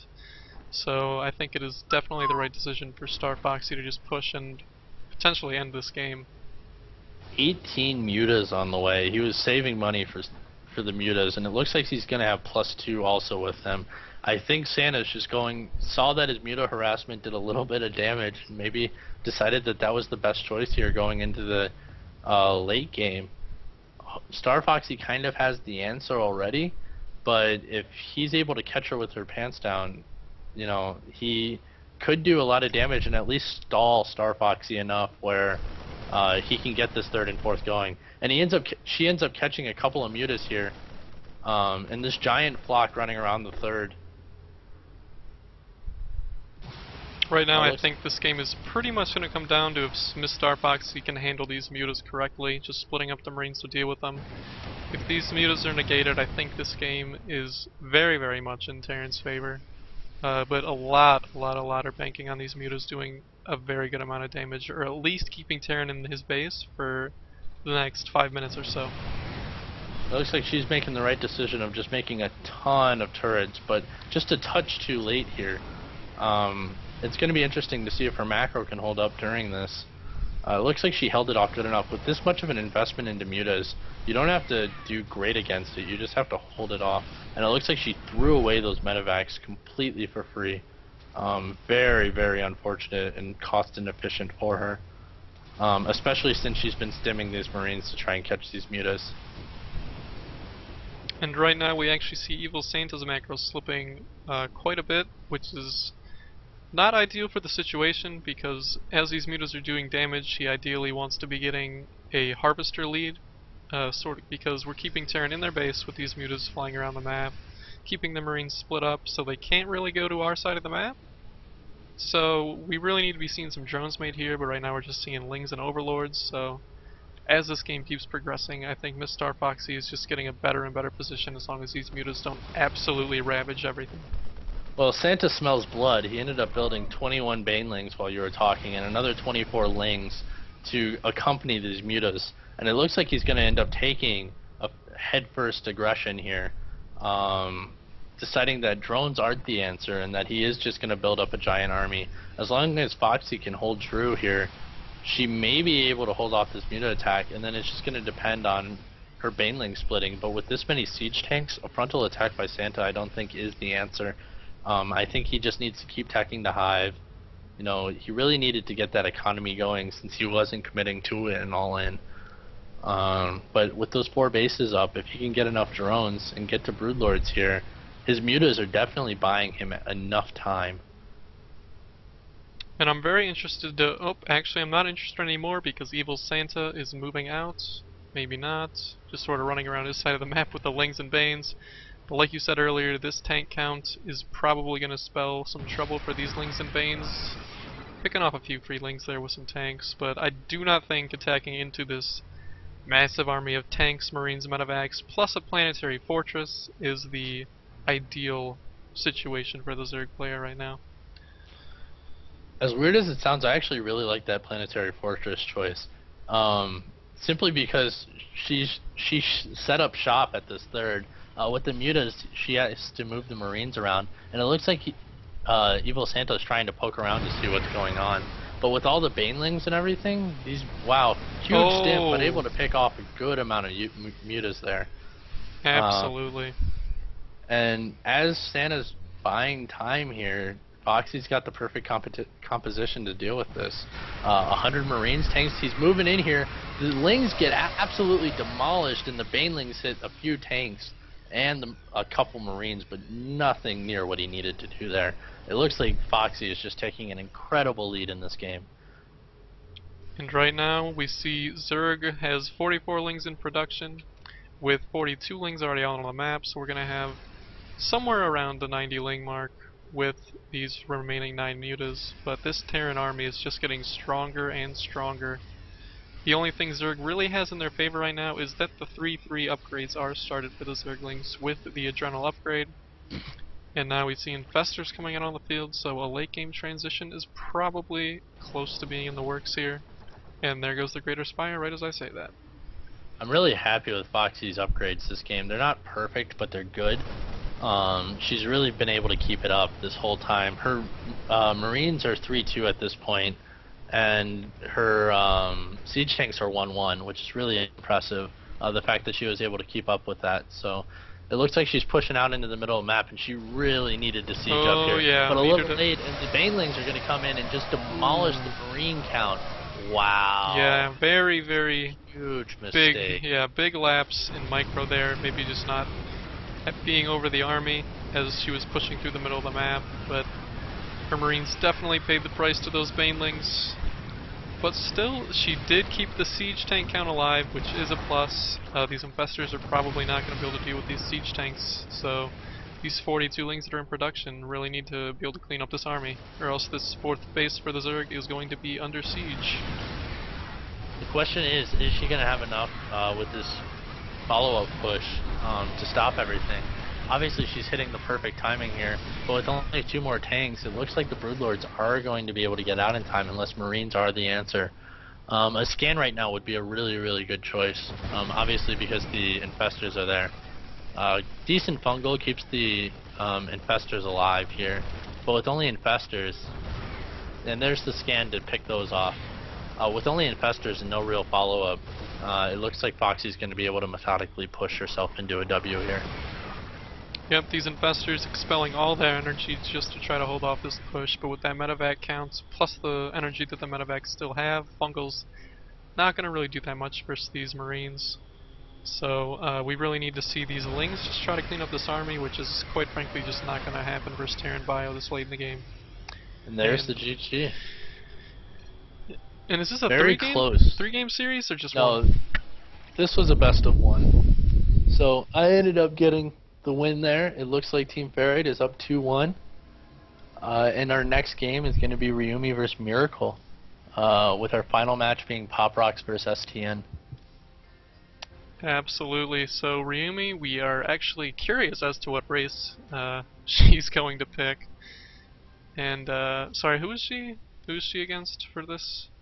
Miracle. And it looks like we're starting on Ohana. All right. But this will be a best of 3 series. And it looks like I need to invite as many people to this game as possible. That would help. Where is Ryumi? She on? I don't see her on. Oh, jeez. Ruh-roh.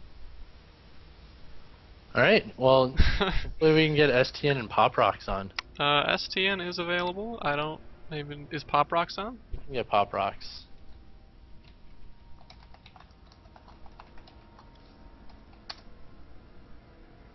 Let me see if I can get him in here.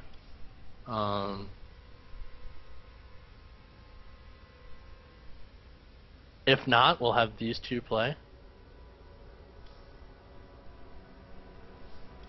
We'll have LGN and STN play in a very interesting next game. Oh wait, Slim just said Ryumi is online. So hold on a sec, even though she might just not be in the channel, I guess. Yeah, what's her character code? I have it on the forum post. It's the reason why I wrote all of it. Oh, okay. So I guess she just couldn't have the stream open and StarCraft at the same time. So we're just. Okay. I'm sure she'll be logging on here in a sec. Right, that's totally fine. If I was Foxy there, I have a little heart attack when I'm going down the middle of the map and I'm not sieged up, and those banelings completely obliterate my Marine force. I almost felt that she threw the game there. Very, very close at the end. I think if Evil Santa had a little bit more economy behind that, he could have been able to stomp that, and with Broodlords coming up and Infestors behind it, I think that game could have easily swung the other way. Just one more thing needed to go right for him, and that just simply wasn't the case. Yeah, that siege, the lack of a siege across the middle of the map, really, there's no better feeling as a Zerg player than seeing a Terran unsieged with all his Marines in front. Typically, Terran either wants to send like a stim to Marine forward, scan ahead, something to, no one to siege up, see what army's ahead of him. But a little bit of a mess up by Star Foxy, but still able to take the game. And it looks like Ryumi's gonna play random for us, which is an exciting thing to see. You don't normally see a lot of random players. Yeah. What's more exciting than seeing a random player play is seeing somebody play against random, because everybody has their own little way to work around playing a random player. So, like me, I end up doing my Zerg 1-gate expand build because it kind of works against all 3 builds, at least until I scout. If I'm Ryumi and I lose this first game, I pick a 4-player map, to be honest. Yeah, absolutely. And unfortunately, not having a Terran in the cast, we don't really know how Terrans play against random the most efficiently, I guess. I feel like one ranks expand would probably just be the best build across the board. That's my gut instinct to one racks expand into something else. And I will let you do the intros. Alright, and in the bottom right, we have the blue Terran player, LG Miracle for Team Dreadski. And in the top left, our resident random player who's getting Zerg again, so another Zerg cast. We have Ryumi. And that's totally okay. I mean, there's definitely a good amount of Zergs out there right now that can learn from any player. Ryumi and Miracle, both diamond players, so we should see a really decent play. I know random players are known for their cheese, so I'm very interested to see if Ryumi does decide to do some form of cheesy play, despite the fact that this is an in-house tournament, or she decides to play a very good macro style. But, you know, obviously time will tell, and it looks like finally the most important thing I'm interested to see is when Miracle scouts. If he's going to scout after Supply Depot or after Barracks. And it looks like he's scouting after Supply Depot here, just to be as safe as humanly possible. I think that's a great choice, simply because 6 pools are very popular for random players. Yeah, absolutely. And to sort of hit on what you were saying earlier, I think one of maybe the most overlooked parts of playing random is the fact that, like you said, they're so known for being fairly well versed with their cheeses with each traits that sometimes people overcompensate for that, sort of like we're seeing Miracle do. He's scouting earlier than a Terran would typically want to, so now if Ryumi chooses to play macro, she has a little bit more of an advantage than you usually would as a Zerg player. Not a huge advantage, but an advantage nonetheless.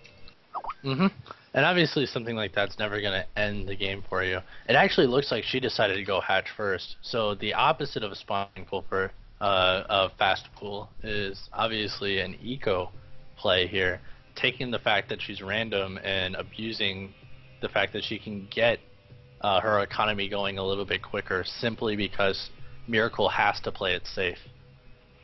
Yeah, absolutely. Playing to the strengths of being a random player. Doing a really nice job of that. And like we were saying earlier, we're seeing the 1 racks expand for Miracle, so looks like our suspicions were right about how Terrans would like to play against random players. And ooh, Yumi actually getting a free SCV there at her natural. So another nice little win that she got, putting herself even a little more ahead this game. Without a doubt. And from here, as last game, there's kind of a static part where every TVZ kind of looks the same. I think Miracle, if I recall, likes to do that Hellion opening that's so popular in TVZ. So it's going to be, I'm really, really excited to see how Ryumi reacts to it. Because when you're a Zerg, you see it all the time, but since she only plays Zerg, you know, a third of the time, it's going to be interesting to see if her reactions are as crisp as it would be for another player. Yeah, it's an absolutely great point. And right now we're seeing Miracle walk across the map with these 2 Marines. Might just be taking the watchtower, but I think actually a little bit of just applying a little bit of pressure with 2 Marines trying to kill Overlords is actually really great from Terran, which is what he's looks like he might be trying to do right now. Just force some Zerglings out of the Zerg player. You know, just so they can't make some drones early in the game. I mean, he saw it wasn't a 14-14, so he knows there's no possible way speed can even be close to out right now. Not only that, but he saw that it was a hatch first. So he knows that the Zerglings, if there are any, there's not a ton of them. She's just producing 8 lings, so it's totally acceptable for him to take these Marines and put them out on the map. Ryumi saw that they were at the watchtower, and that could be the reason why she built those 8 Zerglings, just in case. And we're seeing another play from our Terran player for the second game in a row here. Looks like probably favoring a little bit of a more biocentric opening, getting the second barracks now, but this time we did see the factory before second barracks, so looks like we are going to be seeing the Hellion opening that you were talking about earlier. Now we're seeing the bunker go down at the natural, so it looks like we're seeing a pretty standard game here out of the Terran player. Yeah, this is actually exactly what standard looks like for a Terran player. Getting that reactor on the Hellions. Unfortunately, killing those 2 Marines means he doesn't have anything at home to put in this bunker except for the other 2 Marines. So he's actually going to be a little bit behind here. If Ryumi notices that, she could get her Zerglings into this base and do some damage. Really, really huge reaction there for Miracle. I don't think he had to pull the SCVs there for that one Ling. But, you know, I guess whatever you need to do to be safe. He just ended up losing a little bit more mining time than he needed to. And right now we see Ryuming taking a pretty nicely timed third, knowing that the Terran opened for a 1-Rax Expo. Feeling pretty safe against any timings for a few more minutes here. Just going to be trying to play a macro game from here, taking the second gas. Probably going to be seeing a layer sometime soon here in the not too distant future, maybe some upgrades. But now it sort of falls on Terran's shoulders to do a little bit of pressure here and there to try to stop the droning process. And doing work with those Lings. The most important thing as Zerg is if you're making units, you better do something with them. And since she made those 8 Lings, killing those rocks are the best thing she could possibly do right now. I think a really, really solid choice. These Hellions, not necessarily to kill things, but definitely to do some scouting. Wow, and she ends up getting a really good surround there. And with speed done, these Hellions are not long for this world. Yeah, moving out with just 2 Hellions that early, a little bit risky. Probably should have been paying a little more attention to him, but not the hugest deal in the world losing 2 Hellions. Does have 2 more at home. But from what I see right now, it looks like we're going to be seeing a Hellion Marauder Marine stim timing on the 3rd base of the Zerg. So we're going to have to see how Ryumi chooses to deal with this pressure that is inevitably coming. A really solid choice, I think, to get the Roach Warren at this point. I don't know if it's the best choice versus Marauders, but just to realize that that was a lot of units and get a structure out that would be good other than Lings. This is actually a pretty committed attack at this point since he is still constantly producing Hellions. He's not stopping at 6. It looks like he's actually looking to do some serious damage with this push, and if not, he may be in a world of hurt going into the sort of mid-late game. Yep, and right now we see 3 Spine Crawlers at 3rd for Ryumi, probably knowing some sort of pressure's coming. Not sure how much I actually like the Spine Crawlers just because they're sort of useless versus Marauders and Marines that have the stim upgrade, but they're at least going to probably take some damage for the Zerg army, if nothing else, just tank a little bit. Looks like we have actually Roach upgrades coming out, the +1 missile attack for this push. I'm interested to see how this will go. This timing actually huge. She stopped killing the rocks with her units, so there's actually a giant line in between the 3rd and the natural that he can abuse here. And it looks like the Zerg is just going to go for it. And this push doing ton of damage at a really, really awkward time for the Zerg. He has a couple of Hellions and Marauders left, and as long as he keeps producing units and rallying them, he could potentially continue to do damage here. Yeah, he needs to be careful with a little bit of micro. He's losing Hellions to these spines that he really shouldn't be losing. Yeah, these spines are actually coming in fairly effectively, just if nothing else delaying the damage that Terran can do because he has to take out these spines.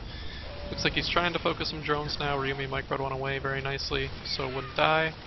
But it looks for the most part this Roach Ling style actually did a fairly good job of holding off that push. I think a really, really unique timing for Miracle, and unfortunately they just traded armies, but at that point when you're trying to take a 3rd and you trade armies with the Zerg, you need to do more than that, if not do it at all. Because right now these Roaches are moving across and there's simply no answer from the Terran player. With simply just a couple Marauders and Hellions, he's going to have a really hard time. He's going to have to lift this off, without a doubt. Yep, lifting that off, and it looks like he was actually trying to make it into a planetary. So we gotta see what these Roaches are going to be doing. Their +1 missile attack's just about to finish, but the Terran's +1 armor also about to finish, so canceling the Roach upgrade out for the most part. But it looks like we just see Ryumi opting for the macro game, not going to be pushing heavily with Roaches, which I actually like that decision quite a lot more than trying to push with these Roaches. All she had to do was make the 3rd lift. She has the economy lead now, so just keep on getting more drones.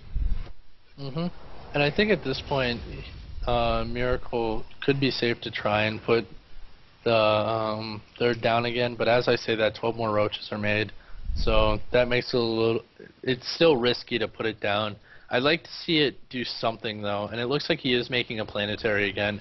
A decent choice simply for the fact that he doesn't have the army, and that third is going to be a huge contestion point going into the late game, especially with all these roaches here.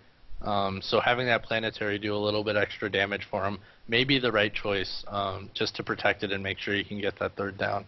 It's going to hurt his economy a little bit, but you know, since that attack didn't do as much as he could, he has to make a sacrifice somewhere. And I guess not having the orbital at his third was his sacrifice. Yep, but now we're seeing a few siege tanks popping out. Actually, no siege tanks quite yet. One siege tank. Siege mode just finished. Siege tanks actually not that bad against roaches, even though roaches are armored units. Marauders obviously good versus roaches, and Marines pretty good versus roaches. So as this game goes on, I'm actually disliking this roach army that Ryumi's getting more and more. It's getting less and less cost efficient, which is sort of the whole point of Zerg versus Terran, is you just want to trade cost efficiently and get a better economy. So we'll have to see how cost efficiently this army can trade with this Terran bio army, and I think that'll be sort of a big part on how this game continues to go on. Another really interesting timing to move out here. I don't think he was ready to push out, and it looks like his army is just not simply strong enough at this point. He ended up killing the fourth, but he's going to lose his whole army because of it. And these roaches are moving fast enough where they're going to do sufficient amount of damage to Miracle's army, and it looks like he's in a world of hurt here. Only able to produce Marines. He's got one tank sieged up, but that might not be enough for all these roaches. Decent split here, but the Ling reinforcement may just be too much, and it looks like the Zerg is going to overrun Miracle here. Absolutely, and just making pure Lings right now I think is what could really be the killing blow to the Terran right now. And then we see 44 Lings on the production tab, 2-2 for the roaches, about halfway finished. But attacking into this planetary is not a good idea at this point unless the Terran neglects to repair it. There's the repair. We'll have to see if they can out DPS it. The infested Terrans do help it go down, so it ends up being a huge win for the Zerg player. Bit risky, but ended up paying off. Yep, and with Burrow here and just killing the third, it looks like the Zerg's going to have enough economy to just kind of push through and finish this game. I really didn't like that second attack from Miracle at all. His 2-2 was halfway done. There was really no motivation. This Burrow, very interesting actually. Absolutely. I don't know why he's doing it specifically, but maybe it's just a little bit of BM, perhaps. If nothing else, it'll at least make the Terran burn some mules. Well, mules that could have been for some scans, so. I guess, but there's nowhere to drop the mules anyway, so. Very good point. It looks like he essentially threw away most of that army, which may make Miracles feel good, but I mean, with Ryumi at 3 bases, Miracle on 2, barely. His economy looking very, very sparse at his third, and not just as bad as his natural. Our Terran's in a world of hurt. Looks like a Doom drop's the answer here, or at least 2 drops, trying to see what's going on. At this point, I don't even like him dropping the third. I think he should just move one of his bases over there, sacrifice the 1,000 minerals or so that are at the natural, and just kind of move over shop at this point. He doesn't really need 3 bases. It looks like the drop is going to hit the fourth here, or at least scout it, and be seen, so it's going to be interesting. Yep, he decides to drop here, and he may be able to force cancel, but Zerglings are coming in here, and he's going to have to pick up if he wants to keep these. Nope, looks like he wasn't watching it, so. And in the meantime, Yep. we had a engagement go down at the Terrans that should be soon third. It looks like Terran cleaned that up very easily, just a little pack of roaches and about 3 or 4 infestors. But I mean, if we just look at the bank of Ryumi compared to Miracle, I mean, I think that says a ton. And I mean, right now we have 7 ultras on the way, about to have all the armor upgrades with chitinous plating. So one big push with ultras, I think, will pretty much end this game. But Space Marines. Space Marines are terrific units. Space Marines are pretty good. Drop at the main ends up not really doing much simply because it's mined out. He's trying to do multi-pronged attacks here with his little army, but really not much more there to for him to offer. I don't like sieging up here. Honestly, I think he should just kill the 4th and run. Yeah. Run for his life, because simply he doesn't have the army at this point. Yeah. But it looks like this is going to become a point of contention, and that scan tells him everything. Mainly that he's just in a world of trouble. Yeah, this army is going to be very, very difficult to beat. The only real thing he has going for him right now is that ultras are only going to have +1 attack when they do potentially push out compared to maybe a maxed ultra push. But even with that, just having the pure armor upgrades of the ultras is probably going to be enough to just bulldoze this army of the Terran. Another 5 ultras on the way also. Miracle's building Marauders, but it's not going to be enough. And it looks like he just put stuff into his dropships, which is going to hurt him even more here. But the Ultralists are alone. Surprisingly, it looks like the rest of the army is kind of lagging behind. Huge fungal on the Marines.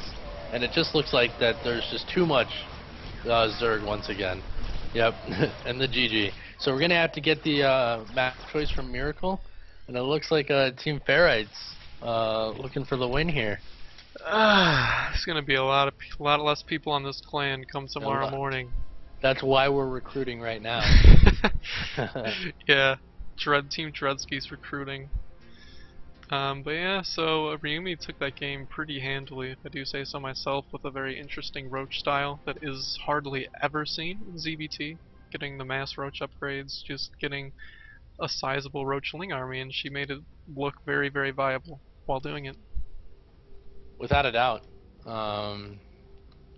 I think that first push was okay, but he didn't do enough damage to be justified. And at that point, Miracle was down. And he didn't really... Because he was down there, he was even less justified to do anything with the push the second time. And because of that, he ended up just being in a world of hurt going into that second push, unfortunately. And losing just because there were 2 failed attacks, and StarCraft 2 is hard enough as it is to come back. It's even harder when you're behind because you lost 2 attacks. 1, you can come back. We saw Answers almost do it, but once you lose 2 big engagements, it's just, this game's brutal. Yeah, couldn't agree more. I think, you know, the first attack did a good job of killing off the first round of Roachling army that Ryumi had, but the reinforcements quickly cleaned up the Terran bio, plus the Hellions. So, I mean, trading armies is great and all, but if you don't have the better economy, then you're essentially going to be behind in that situation. So, Ryumi played Zerg like it's meant to be played, I suppose. Trade armies and have a better economy, and then roll them with the second army that you can make. So, we'll have to see what race she gets in the next game versus Miracle. Miracle ends up choosing Antigua Shipyard, but that is cross-only position, so it still technically is a 2-player map. I think it's a decent choice. It looked like he really had the plan of doing drop play towards the end of that game, and he really didn't get a chance because he ended up losing those 2 armies. But if he's picking Antigua for drop play, I think it's an excellent choice for our Terran. Yeah, absolutely. Not only the drop play too, but just the difficulty of getting a 4th base for any race really on this map is somewhat irritating. So, coupled with the drop play that Miracle could possibly do as being the Terran, and then just mass expanding behind that because of the mobility his army will have, I think could really be a strong strategy if he chooses to deploy that. For sure. And it looks like if they're... looks like Ryumi needs a couple minutes. Simply because apparently a lot of times when people are playing tournaments for the first time, they get really pumped up and anxious, and their adrenaline kicks up. And she's doing the right thing of just taking a couple minutes to take a couple deep breaths. She won, she feels good, but you gotta calm down so that she could have steady hands going into the next game.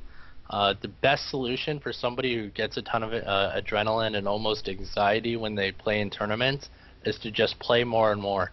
You eventually get to the point where you realize you do have a chance to win these, and as long as you play calmly, you're going to play better. So you end up playing enough tournaments where you just get desensitized. So if I were to suggest something to her, it's to play more tournaments, and this adrenaline will kind of pass. but a tournament like this where, you know, there's nothing on the line, it's for fun, it's in-house clan wars, so you're playing against your friends, it's the perfect place to get tournament experience. And it's really good that we're offering this for the community, I think. I'm enjoying it for sure, watching all these games. I think we've had a ton of good games so far. Yeah, absolutely. I'm really glad with how this has turned out so far, and we are not even in the last series yet, so we have more potential games coming. Hopefully more great games. So far we've been seeing some really, really good ones. And you know, just to be brutally honest, I didn't expect the games to be as good as they have been, and I'm pleasantly surprised. Without a doubt. It looks like Ryumi's ready. I'm gonna make sure. Um, just to make sure she's ready.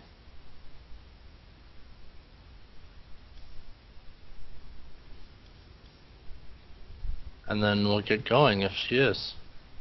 If not, that's totally okay. And it Yeah, looks like so- she is ready, so we'll be starting this one Alright. up.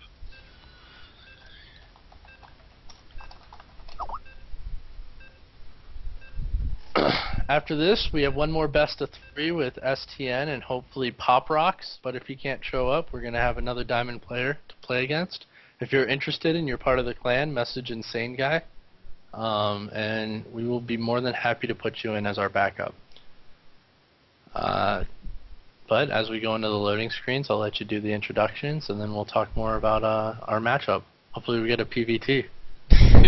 Yeah, a little bit of a change of pace might be nice, but for now, we have Ryumi in the top right corner of Antigua Shipyard as the blue Protoss this time. And then directly across the map on the bottom left, we have the Team Dreadski, the Reds Heron. We need a comeback, man! LG Miracle. Miracle trying to hold it for the team, trying to force it to make sure it goes to the rubber match here. I'm excited we're watching a PVT because I don't know much about TVZ. Now you don't know anything about this matchup. Exactly. And fortunately for you, this is my favorite matchup. So we're going to have to see what Miracle does. I've played a lot against Miracle in this matchup. So hopefully he's able to take something from that and get an advantage. Because not only is Miracle playing, you know, he got to pick the map, but because, again, Ryumi's random, she may not be as comfortable with Protoss as she would hope. So it's going to, again, be interesting to see. And it's going to be easier for me to see if Ryumi's slipping on a couple of the basics because the fact that she is random.